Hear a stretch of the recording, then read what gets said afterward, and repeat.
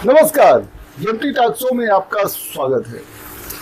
जब से मोदी सरकार ने जातीय जनगणना कराने का निश्चय किया है, तब से राजनीति में भूचाल आया हुआ है। कांग्रेस श्रेय ले रही है कि हमने जो है मांग किया, जनता में एक माहौल बनाया, तब जो है जनगणना जो है करने के लिए भाजपा सरकार मजबूर हुई है। अखिलेश यादव खुद कह रहे हैं कि यस, इंडिया गठबंधन की वजह से ऐसा हुआ। भारतीय जनता पार्टी के नेता कह रहे हैं कि अरे कांग्रेस 70 साल तक थी जो है सत्ता में, उसे तब क्यों नहीं कराया। मुद्दा अब बना, उसको पहले ही सब करा देना चाहिए था। मेरे समझ में नहीं आता, कांग्रेस सारी चीज पहले ही करा के रखी होती तो भाजपा वाले चुनाव कैसे लड़ते, और फिर कोई कमी न रहती तो किसी पार्टी की जरूरत ही क्या होती। कुछ चीजें ऐसी होती हैं जो मुद्दा बनाया जाता है, अगर वो मुद्दा ही खत्म रहता पहले तो क्या होता, लेकिन नहीं, पहले वही भारतीय जनता पार्टी, यही मोदी जी जो है, नरेंद्र मोदी प्रधानमंत्री, ये जो है मीडिया में इंटरव्यू देते हैं, कहते हैं कि बताओ ये तो अर्बन नक्सल है, लोग आएंगे आपके घर में जो है मंगलसूत्र उठा ले जाएंगे, आपका सोना उठा ले जाएंगे, आपका गाय भैंस जो है लोगों में बांट देंगे, जातीय जनगणना होने पर ये होगा, ये ऐसी चीजें बोल रहे थे और खुद करवा रहे हैं। भैया जब इतना विरोधाभास रहा तो फिर कैसे होगा। अभी आपको बताएं, अनुराग ठाकुर सदन में कहते हैं राहुल गांधी पर तंज करते, जिनके जात का नहीं पता वो जातीय जनगणना करवा रहे, मांग कर रहे हैं। अब सोचिए, ऐसी बात बोलने वाले अब क्या करेंगे। राजस्थान में चुनाव हो रहा था, एक जो है क्या कहते हैं कि हत्या हो गई थी, जिसमें एक टेलर की हत्या हो गई। आपको हम बता दें कि उसकी फोटो छपी थी और उसमें लिखा था कि जात पूछकर मारा, धर्म पूछकर मारा, जात पूछकर नहीं। अभी पहलगाम में हमला हुआ, वहां भी जब हुआ कि नहीं, वो धर्म पूछ के जो है आतंकियों ने हत्या किया, ये भी ये प्रचारित किया गया, धर्म पूछ के हत्या किया, जात पूछ के नहीं। जाति जनगणना वाले कहाँ है, फलाने ठिकाने। और ये ज्यादा ऐसी बात कहने वाले भाजपा के ही लोग थे। अब देखिए क्या हुआ, अब यही भाजपा जो है जब जाति जनगणना करवाने को तैयार हो गई, कैबिनेट ने पास कर दिया, तो यही भाजपा वाले चुप हैं, कह रहे हैं नहीं, ये तो मोदी जी ने बहुत अच्छा काम किया, और कांग्रेस तो खाली वोट की राजनीति करती है, सपा वोट की राजनीति करती है। कुछ भी हो, लेकिन इस पर सियासत गर्म है, होड़ लेने, श्रेय लेने का होड़ बचा हुआ है। चाहे वो सपा हो, चाहे वो बसपा हो, चाहे कांग्रेस हो, चाहे भाजपा हो, चाहे अपना दल यस हो, सुहेलदेव पार्टी हो, या जो है आरएलडी हो, आरजेडी हो, नीतीश कुमार की पार्टी हो, मतलब जितनी भी पार्टियां हैं सभी जो है होड़ लेने में, श्रेय लेने का होड़ सब में जो है मचा हुआ है कि उनकी वजह से ही जातीय जनगणना हुई है, और जो है हो रही है। अभी तो हुई भी नहीं है, शुरू भी नहीं हुई है, देखिए कब होगी, उसका प्रारूप कब होगा, लेकिन ऐसा मामला है। इसी के तहत उत्तर प्रदेश में अखिलेश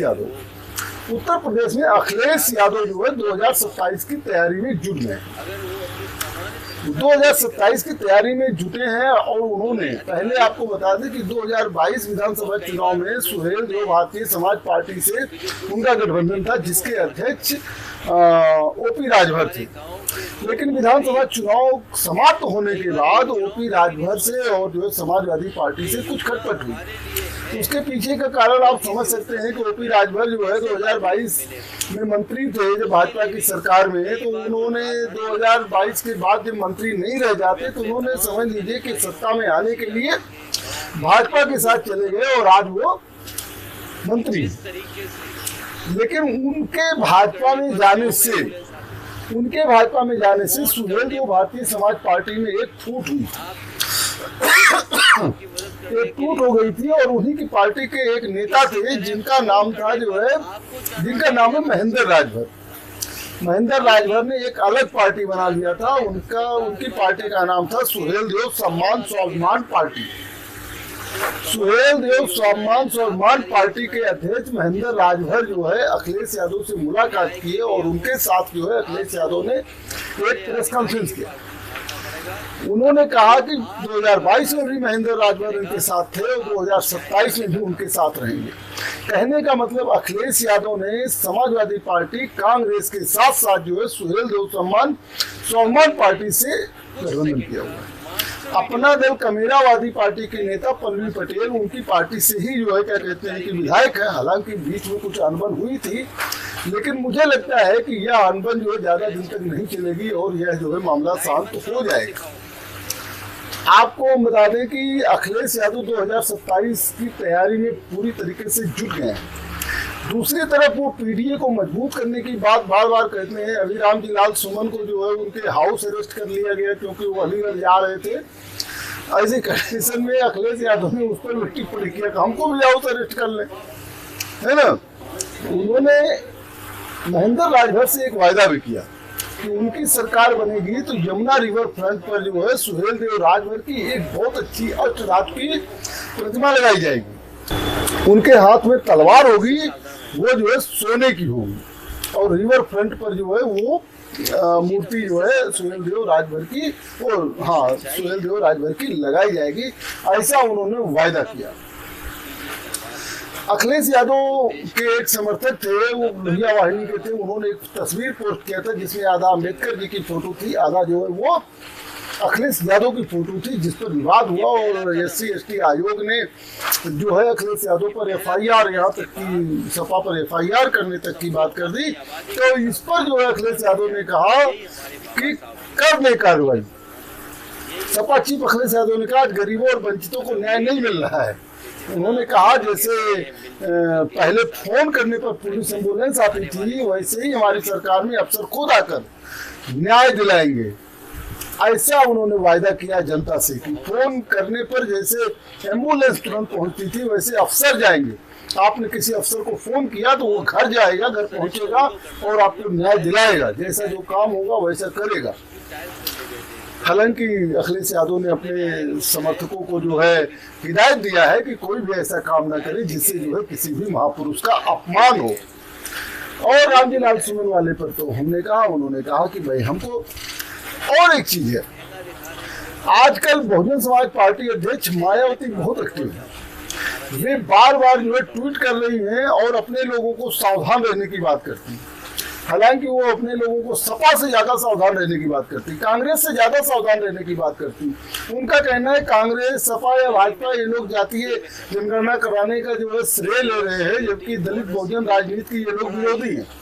खास तौर से समाजवादी पार्टी अध्यक्ष के साथ फोटो के मसले पर तो बहुत जबरदस्त उन्होंने और आकाश आनंद दोनों लोगों ने तंज किया।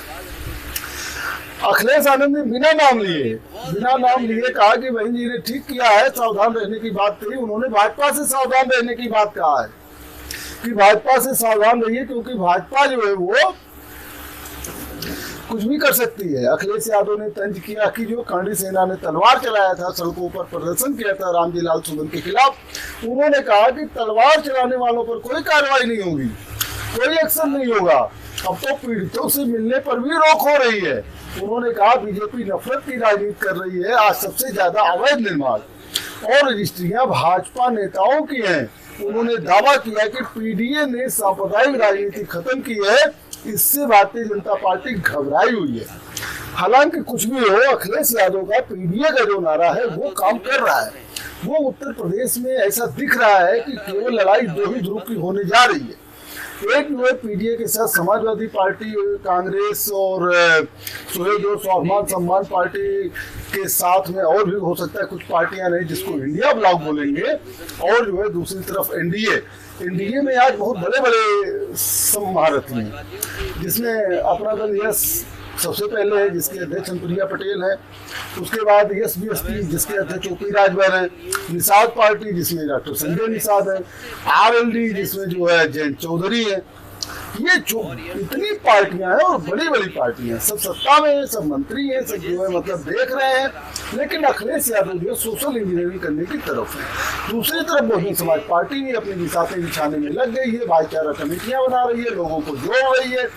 अब देखने वाली बात होगी कि आगे क्या डेवलपमेंट होगा, लेकिन अभी पहलगाम मुद्दे को लेकर के जो भारतीय सियासत गरमाई हुई थी, जातीय जनगणना को लेकर भारतीय सियासत गरमा गई है, और उत्तर प्रदेश में अखिलेश यादव सत्ता पाने के लिए जो हर संभव प्रयास कर रहे हैं। वहीं योगी सरकार पर जो है अलग से टसन है। केशव प्रसाद मौर्य की सक्रियता हर समय जो है डाउट पैदा करती है कि कहीं मुख्यमंत्री जो है मुख्यमंत्री बनने के चक्कर में तो नहीं है। यहाँ तक कि अखिलेश यादव जो है योगी आदित्यनाथ पर सीधा हमला करते हैं, कहते हैं कि जातिवादी है और जो है एक कास्ट के लोगों को जो इन्होंने तवज्जो दिया है। एक प्रेस कॉन्फ्रेंस में उन्होंने कहा जब से हमने डाटा दिया है तब से सरकार की नींद हराम है ना। तो ये सारी चीजें चल रही हैं, आगे क्या अपडेट होगा हम फिर आपको बताएंगे। देखते रहिए एमटी टॉक शो। बहुत बहुत धन्यवाद, बहुत बहुत धन्यवाद।